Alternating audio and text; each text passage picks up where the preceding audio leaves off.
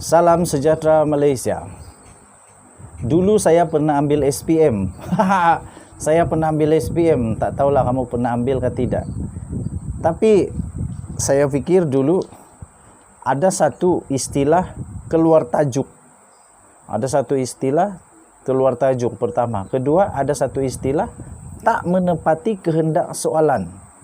Bergulung-gulung, berlembar-lembar, cantik bahasanya, entah macam mana peribahasa dan sebagainya. Cantiklah, tata bahasa cantik, huraian cantik. Tapi kalau keluar tajuk, kalau tak kena dengan kehendak soalan, tetap dapat markah paling rendah. Dan silap-silap boleh gagal, tuan-tuan dan puan-puan. Itulah yang terjadi. Sebenarnya itu hanya pembuka bicara, supaya kita fikir dengan teliti dan bertanggungjawab. Itulah yang sebenarnya terjadi. Itulah yang sebenarnya terjadi. Kemungkinan saja, kemungkinan. Sebab saya bukan lawyer. Tapi kemungkinan itulah yang terjadi kepada pihak pembelaan Datuk Seri Najib Tun Razak ketika ditolak oleh Mahkamah Rayuan Persekutuan. Mahkamah Persekutuan menolak menerima bukti baru berkaitan dengan akaun. Akaun daripada akaun daripada ZT.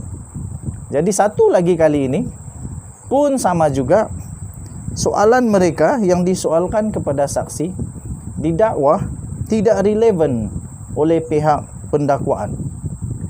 Adakah ini satu tanda sekali lagi bahawa mereka akan ditolak, bahawa soalan-soalan itu tidak relevan itu akan ditolak sekali lagi? Jadi soalan yang seterusnya, kenapa selalu terjadi begini kepada Datuk Seri Najib Tun Razak? Apa masalahnya? Ada orang pernah kata kepada saya, mungkinkah Datuk Seri Najib Tun Razak salah pilih peguam? Saya tak setuju. Datuk Seri Najib Tun Razak bukan orang calang-calang. Dia ni orang bijak, pernah jadi Perdana Menteri. Bukan senang nak jadi Perdana Menteri. Orangnya mesti bijak, geliga, genius, hebat, padu, mantap. Apalagi yang kamu cakap lah. Sila komen. Jadi tuan-tuan dan puan-puan, saya fikir dia tidak silap untuk memilih peguam. Saya fikir dia tidak rugi untuk membayar pihak pembelaannya yang diketuai oleh Muhammad Syafiq Abdullah. Tetapi menurut pihak pendakwaan, soalan yang telah diberikan kepada saksi adalah tidak relevan. Pada 22 Mac 2022 di dalam sinarharian.com ada satu berita tentang 1MDB bertajuk pendakwaan pertikai soalan tidak relevan pihak Najib. Beritanya begini, laporannya begini, saya bacakan. Pihak pendakwaan dalam perbicaraan One Malaysia Development Berhad 1MDB, Datuk Seri Najib Tun Razak pada Selasa telah mempersoalkan pasukan pembelaannya dalam mereka mengemukakan soalan yang tidak relevan kepada bekas pengarah bukan eksekutif 1MDB, iaitu Tan Sri Ismi Ismail, yang juga adalah merupakan saksi pendakwaan yang ke-13. Kata ketua pasukan pendakwaan kepada kes ini yang amat ditakuti oleh Najib Razak dan Rosmah Mansur, yang mereka sungguh-sungguh supaya dia ini digugurkan, iaitu Datuk Seri Gopal Siriram. Beliau telah memberitahu Mahkamah Tinggi bahawa soalan yang dikemukakan oleh peguam-peguam Najib, Datuk Hari Harantara Singh, tidak relevan dan meminta mereka mengajukan soalan yang lebih baik untuk menjimatkan masa mahkamah. Menjimatkan masa mahkamah. Maksudnya supaya tak ditangguh-tangguh lagi lah. Katanya dalam kenyataan tersebut, saya tidak lihat kaitannya. Saya sudah lama bersabar dengan semua dokumen yang dikemukakan kepadanya. Ia mestilah ada kaitan dengan soalan itu, kata Gopal Siriram.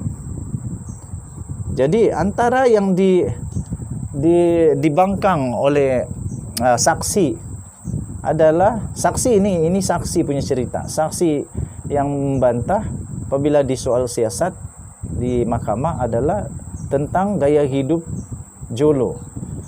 Mahkamah kata tak ada kena mengena wang itu dengan gaya hidup jolo. Tak ada kena mengena. Itu dia punya gaya hidup lah. Itu hidup pribadi dia. Kata macam begitulah. Jadi tak pasti mana satu. Sebenarnya yang didakwa oleh Gopal Sri Ram ini tak pasti mana satu yang dia kata tak relevan soalan itu untuk ditanyakan, yang hanya memanjangkan masa, membuang masa mahkamah. Tuan-tuan dan puan-puan, Gopal Sri Ram juga turut berkata, jadi saya akan sangat berterima kasih sekiranya rakan saya dapat menerangkan kepada kami dan yang arif kaitan soalan yang telah diajukan kepada Datuk Sarul Azhar Ibrahim Halmi, iaitu bekas CEO 1MDB, kata Sri Ram. Dalam pemeriksaan balas, Hari Haran bertanya kepada Ismi mengenai kejadian yang berlaku melibatkan Syarul dan pengarah eksekutif 1MDB Kesitang. Tuan-tuan dan puan-puan, kita nantikan apa yang terjadi kepada Datuk Seri Najib Tun Razak. Sekarang ini memang Datuk Seri Najib Tun Razak, saya pun kesian kepada beliau. Sebab beliau turun naik mahkamah tak henti-henti. Hari ini turun mahkamah untuk kes yang lain. Nanti turun mahkamah untuk kes yang lain. Tak habis lagi kes ini. Tahun 2023 banyak lagi kes yang menunggu. Kes yang belum bermula lagi pun banyak lagi. Ada lagi, tuan-tuan dan puan-puan yang dihormati. Kerana itu memang agak benar juga pendapat daripada Gopal Sri Ram tentang masa. Jangan buang masa supaya masa di mahkamah itu dapat diguna dengan baik. Walaupun saya tak faham mana satu yang tak ada kaitan. Tapi itu saja yang saya setuju, masa mahkamah itu penting. Kenapa penting? Sebab banyak lagi kes yang nak dibuat. Banyak lagi kes yang Najib perlu lalui. Jadi lebih cepat lebih baik. Saya percaya semua hakim, semua peguam bela, pendakwaan dan sebagainya, mereka ini champion dalam arena mereka. Mereka ini champion, memang hebat, pandai. Dan saya percaya Gopal Sri Ram kata begitu pun kerana ada merit dia. Dia boleh lihat, dia boleh tahu. Kerana Gopal Sri Ram bukan calang-calang orangnya. Dah berpengalaman lama dalam bidang ini. Hidupnya memang bidang ini je. Jadi saya fikir apabila dia kata tak relevan, mungkin betul tak relevan. Apa pendapat kamu? Sila tinggalkan komen. Tuan-tuan dan puan-puan, panas betul hari ini, tak hujan. Tapi selalunya petang-petang hujan. Kusangkakan panas di tengah hari sampai ke petang, tapi rupanya hujan di pukul 5 petang.